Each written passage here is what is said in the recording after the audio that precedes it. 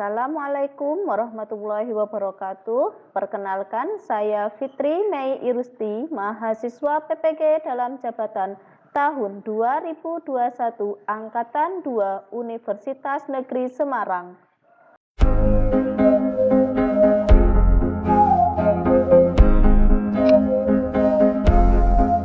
Assalamualaikum warahmatullahi wabarakatuh. Waalaikumsalam warahmatullahi wabarakatuh. Baik, untuk pelajaran hari ini ketemu lagi dengan Ibu Fitri di pelajaran kimia. Agar pelajaran hari ini berlangsung dengan lancar, silahkan pimpin doa Muhammad Bintang Multazam.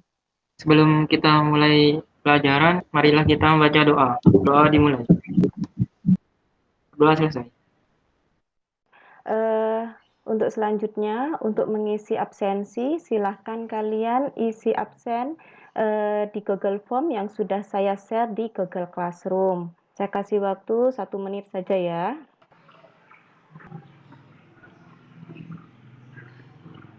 Untuk materi hari ini, kita masih pada bab pertama, tapi sub materinya di sini adalah keselamatan kerja dalam laboratorium.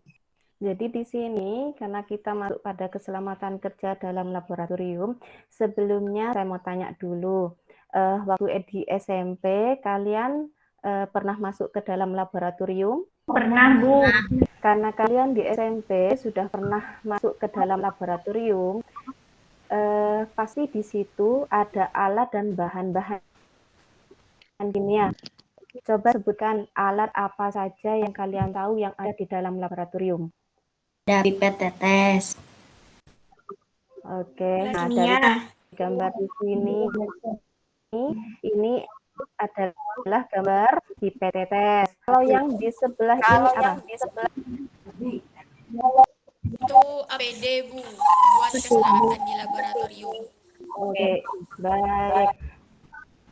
Ini adalah APD yang dipakai pada saat kita melakukan praktikum di dalam laboratorium. Ini adalah untuk melindungi diri kita pada saat kita melakukan praktikum. Pada pertemuan hari ini,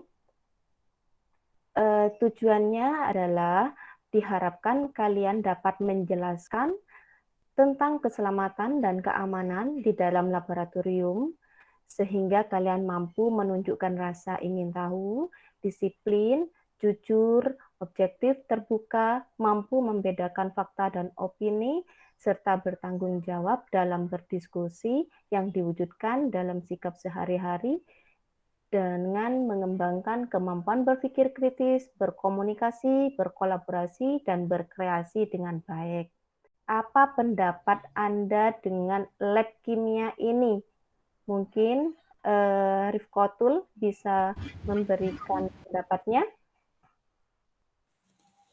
Baik, lab yang di atas bersih, bahan dan alat-alatnya tertata rapi dan teratur, sedangkan lab yang di bawah itu kotor, bahan dan alat-alatnya berantakan. Mungkin ada pendapat yang lain lagi. Aditya? Sama, Bu. Labnya yang di atas bersih, yang di bawah juga kotor. Saya ingin bertanya, apa itu pengertian dari laboratorium? Mungkin Duyanti bisa menjawab. Laboratorium merupakan sarana untuk melaksanakan kegiatan penelitian ilmiah.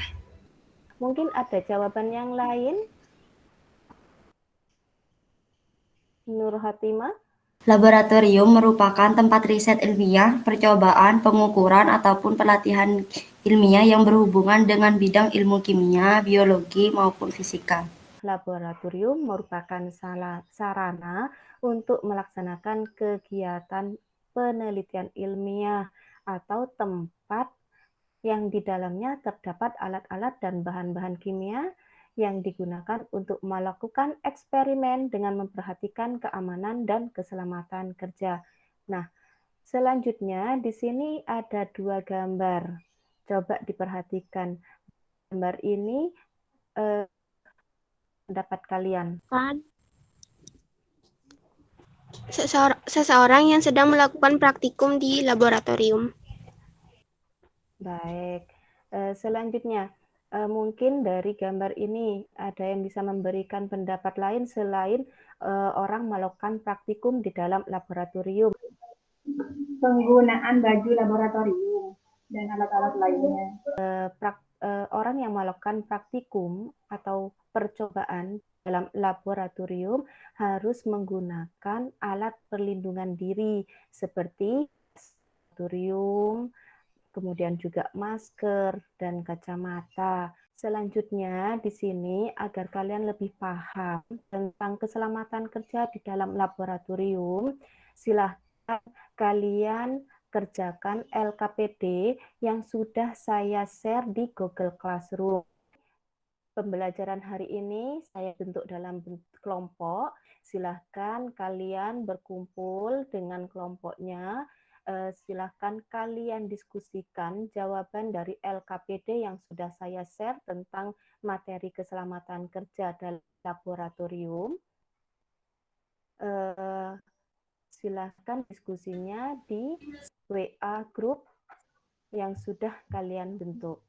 Nanti setelah diskusi, masing-masing kelompok mempresentasikan hasil diskusinya.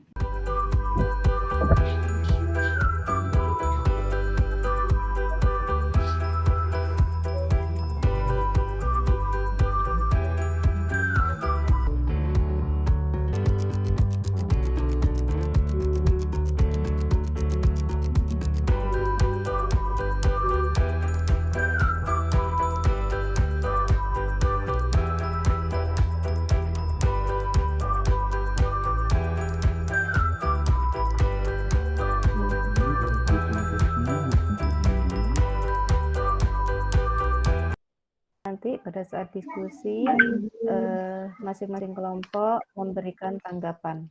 Untuk presentasi pertama, saya berikan pada kelompok 3 untuk menjawab kegiatan 1. Assalamualaikum warahmatullahi wabarakatuh. Waalaikumsalam warahmatullahi wabarakatuh. Saya perwakilan dari kelompok 3 akan mempresentasikan hasil kerja dari kelompok kami, yaitu menjawab pertanyaan di problem presentasi. Pertanyaan yang pertama, mengapa orang yang bekerja di laboratorium harus mengenakan alat proteksi diri? Jawabannya, karena alat proteksi diri atau APD mampu memberikan perlindungan kepada pemakainya pada saat bekerja, sehingga dapat mencegah terjadinya bahaya atau kecelakaan di laboratorium. Assalamualaikum warahmatullahi wabarakatuh. Waalaikumsalam warahmatullahi wabarakatuh. Saya perwakilan dari kelompok 2 akan mempresentasikan hasil diskusi kami pada soal data processing. Soal yang pertama, mengapa mereka harus menggunakan hal tersebut pada gambar ke-1? Jawabannya, untuk menjawab keselamatan kerja di laboratorium dan untuk menghindari terjadinya hal-hal yang tidak diinginkan atau kecelakaan laboratorium. Assalamualaikum warahmatullahi wabarakatuh. Waalaikumsalam warahmatullahi wabarakatuh. Saya perwakilan dari kelompok 1. Izinkan saya mempresentasikan hasil diskusi kelompok 1 pada bagian kegiatan 2. 1. Gelas kimia. Fungsi penampung sampel atau bahan sementara atau bisa digunakan sebagai penyimpanan zat sementara. Selanjutnya, pengenalan simbol-simbol bahan kimia. 1. Arti mudah meledak jika bereaksi apabila terkena percikan api, meningkatnya suhu, adanya gesekan atau tercampur dengan bahan kimia lain. Baik, saya lanjut. Kecelakaan di laboratorium. Kecelakaan dapat terjadi di mana saja dan kapan saja. Begitu pula ketika bekerja di laboratorium kimia. Salah satu kecelakaan di laboratorium kimia adalah kebakaran. Apa yang dimaksud kebakaran? Kebakaran ialah nyala api baik kecil maupun besar pada tempat, situasi, dan waktu yang tidak dikehendaki yang bersifat merugikan dan pada umumnya sulit untuk dikendalikan. Bagaimana ciri laboratorium kimia yang baik sehingga dapat mencegah atau menangani dengan baik ketika terjadi kebakaran? Pertama, gunakan alat dan bahan sesuai dengan petunjuk praktikum yang diberikan. Kedua, jangan melakukan eksperimen sebelum mengetahui informasi mengenai bahaya bahan kimia, alat-alat, dan cara pemakaiannya. Tiga, pakailah jas laboratorium saat bekerja di laboratorium. Kenapa bahan-bahan kimia di laboratorium ada simbol-simbol tersendiri?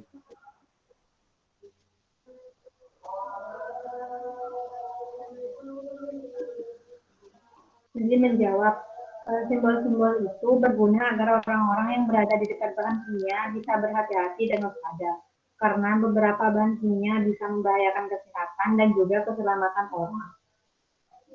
Simbol ini akan menandakan mana bahan kimia yang mudah meledak, mana yang beracun, dan mana yang tidak boleh disentuh. Oke, jadi untuk alat-alat laboratorium, alat dan bahan yang ada di dalam laboratorium, di situ harus kita tahu penggunaan dan menggunakan sesuai dengan petunjuk yang ada untuk menghindari adanya kecelakaan di dalam laboratorium. Pada saat kita masuk ke dalam laboratorium untuk melakukan percobaan, kita harus mematuhi tata tertib yang ada di dalam laboratorium. Jadi selama kerja di dalam laboratorium, kita menggunakan baju laboratorium yang biasa disebut dengan jas laboratorium. Fungsinya untuk melindungi kita dari kontaminasi bahan-bahan yang berbahaya. Cara penyimpanan alat-alat laboratorium, yaitu dengan cara kita harus membuat daftar inventaris lengkap dengan kode dan jumlahnya, sehingga nanti pada saat kita mau menggunakan, kita tinggal melihat dari daftar yang ada, sehingga mudah dalam pengambilannya. Kemudian juga di sini ada cara penyimpanan bahan-bahan laboratorium. Jadi bahan yang bereaksi, untuk bahan-bahan kimia di sini ada simbol-simbolnya. Nah, simbol-simbolnya tadi juga sudah dijelaskan oleh kelompok 1. Ada gambar juga, ada pohon dan ikan, jadi ini merusak lingkungan seperti itu.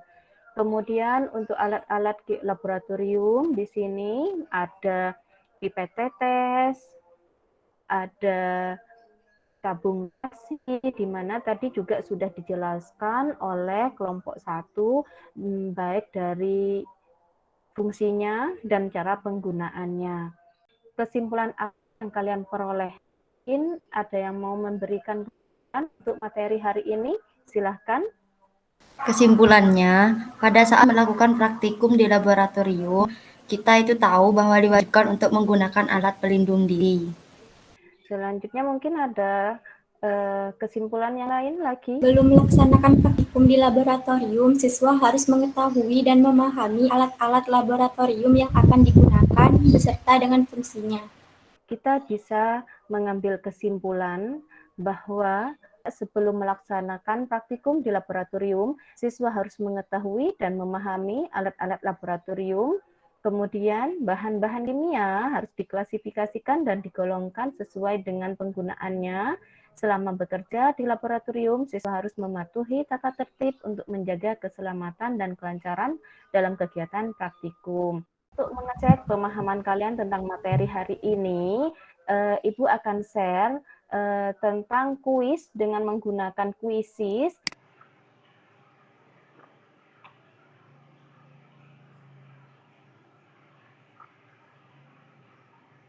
Untuk pertemuan selanjutnya, kita masih pada bab 1, yaitu metode ilmiah. Silahkan kalian pelajari tentang metode ilmiah, cari informasi sebanyak-banyaknya. Pelajaran hari ini saya cukupkan sampai di sini. Terima kasih, tetap jaga kesehatan. Saya ucapkan wassalamualaikum warahmatullahi wabarakatuh. Waalaikumsalam warahmatullahi wabarakatuh.